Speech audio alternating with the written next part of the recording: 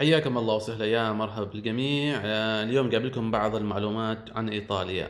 تخيلوا في إيطاليا وبالتحديد في روما توجد دولة صغيرة موجودة في روما في العاصمة الإيطالية. طبعا هي دولة الفاتيكان. يمكن بعضكم يعرف عنها اللي يقرأ في التاريخ. طبعا هي مستقلة، يعني بجوازات سفرهم مستقلين، عندهم سفراء. آه، وايضا طبعا ما عندهم اللي هو جيش الشرطه، يعني يمكن عندهم بس شويه، يعني لانها هي جدا صغيره، يعني مساحتها حتى ما تجي كيلو، الطول والعرض، يعني فهمتوا كيف. وايضا هي اصغر دوله في العالم، مسجله ومعترف فيها كدوله. هي اصغر دوله في العالم، وكعدد سكان هي تكون ثالث اقل دوله في العالم.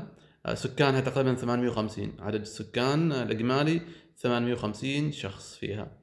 مثل ما هو واضح، هذه الصورة اللي حاط لكم إياها هي هذا الحدود بالأحمر، هي هذه حدودها. طبعا هو مسوين مسورينها، مسوين سور عالي شوية طويل كامل على هذه المدينة، وما أي أحد يدخل، يعني ما أي أحد يدخل. فأنا حقيقة ما كنت أعرف عنها، بس قبل فترة بعد ما جيت إيطاليا عرفت عن هذه المعلومات. فهي دولة حقيقة يعني مستقلة استقلال كامل بنفسها. فسبحان الله، غريبة على صغرها ووسط عاصمة دولة، يعني غريبة حقيقة.